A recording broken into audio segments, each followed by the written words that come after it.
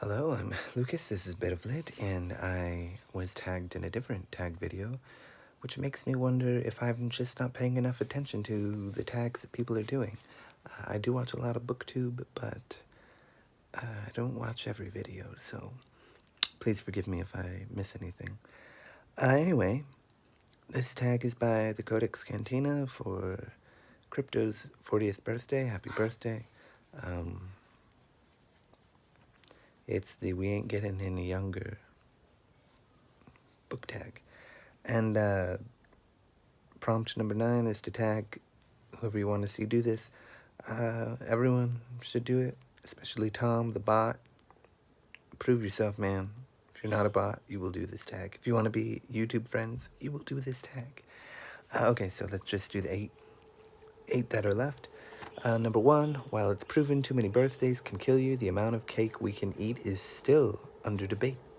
The most recent book that gave you a book high, I would have to say Walter Isaacson's biography of Steve Jobs. What a magnetic, polarizing, monstrous, in many ways, character human being who gets results. As cruel as he might have been. He lived an incredible life. He's such a weird guy. And I recommend it. If you're a fanboy of Steve Jobs, I don't know why, but you shouldn't be. But you should read that book. It's incredible. Number 2, sometimes we get older and wider instead of older and wiser. Name the longest book you've ever read. I'm going to name 4 for you. Because they're all Chinese novels, and there are shorter versions that are well worth your time, probably far more than the full-length versions, in my opinion. But you do miss a lot. I mean, a lot. And there are the 4 classic pieces of literature, and they would be, some of them have 2 names, so I'll try to make sure to put them together. The first one I would recommend the most because it is my favorite. I love that book. Would be Journey to the West. Its alternative name is The Monkey King. It is a comedy adventure, and it's just so funny. The Monkey King is so act now, think later. But he's really caring, and he's just got a lot of personality. If you ever watched or even just heard of Dragon Ball Z, Son Goku is based off of Sun Wukong, which is the name of the Monkey King. It's wonderful. I love that book. It's 2,000 pages, the full length version. It's very long. Then there's also Story of the Stone, alternatively known as Dreams of the Red Chamber, and it's a love story with these really Buddhist reincarnation kind of themes. It is also beautiful. It's probably my second favorite. It's so subtle in a lot of ways, and there's a lot of characters who change, and you sort of see the downfall of this family. And it's, again, 2,000 pages, but it's amazing. Sadly, if I remember right, the end of it was not finished by the original author because he died or something. So it's kind of finished by somebody else and reads totally differently. But it's still worthwhile. It's a shame that we can't know what it would have been like had he finished it. Anyway, the third one is probably tied with Story of the Stone, Dreams of the Red Chamber. And that would be Three Kingdoms, or Romance of the Three Kingdoms. It is an epic war saga, unlike anything you've ever read, and it goes on for 2,000 pages, and it's incredible. It's amazing. read all three of those books. Maybe you're not interested in the love story one. I think you should read it because it's great. But Romance of the Three Kingdoms is bad ass. That's all I'm going to say. And then the one I like the least, although it is still excellent, would be The Water Margin, also known as Outlaws of the Marsh. And this is the only one I have here. This is volume 3. Let me just give you an idea of what's in here. So they've done, it's about these bandits who come together to fight oppression and corruption, and it's really cool. But they've done something great, and then you just get pages of like memorial to them, and you get all kinds of weird things like that in these books because the writing, the things that are importance is placed on are very different. Okay, so that took forever, but I wanted to shout those out because they're all great books, especially the first three. Fourth one is great, but skippable in my opinion, but it's really good, so you should read it anyway. Number 3, the best part about pictures is that they're younger versions of you. Name a book you enjoyed more the first time you read it than the second.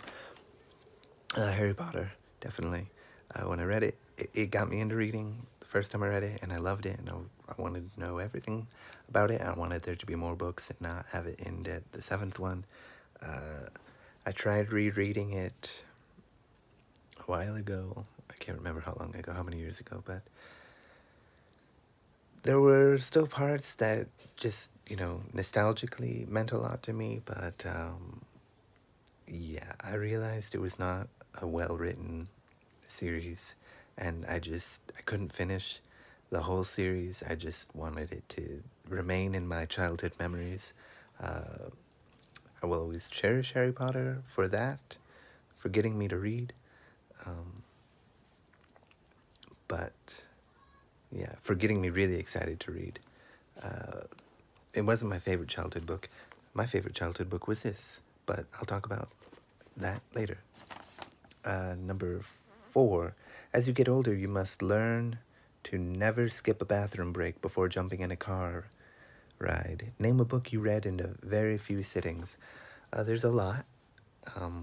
James and the Giant Peach, which I read recently. The word for world is forest, which I also read very recently. The first book I think I read in one sitting was The Bluest Eye or in few sittings, which was one sitting, was The Bluest Eye by Toni Morrison. The second one was probably Sula by Toni Morrison. When I read the Harry Potter series again, I read the first 5 each in a day. And I read them pretty much straight. I read if it's short or if it's a quick read like Harry Potter because it's very easy. I will read it in a day if I'm really engaged. So there's a lot that I read in few sittings. It's hard to say. There's I forget the name of it now, but the Selected Short Stories by Virginia Woolf I read in a day. And that was also very recently. Of Mice and Men I've read in one sitting. Yeah, just a whole bunch of things I've read in one sitting, or a few sittings. My nose always tickles when I make these videos. Let's see. Number 5, don't let old age get you down, 'cause it's harder to get back up these days. Name a book you had to put down. I had to put down, I had to put down 1984. I always talk about this, but it's the only book that ever made me throw the book away because I was scared because of the part with Julia and Winston. We are the dead, we are the dead, you are the dead. It shocked me completely and changed me as a person and as a reader and as a politically minded person. But in terms of putting a book down like a dog, that would be Story of the Eye. Don't read that book. Don't look up what it is. I also read that in one sitting because it's very short. I guess technically too, because I read the first page. I said, "What in God's name did I just read?" And then I finished, which is another 70 pages or something.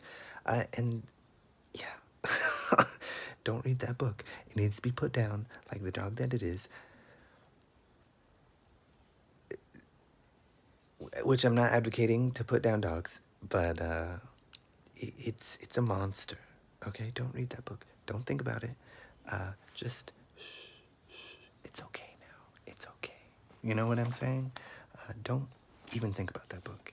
It will haunt you in bad ways because it's terrible. Let's see.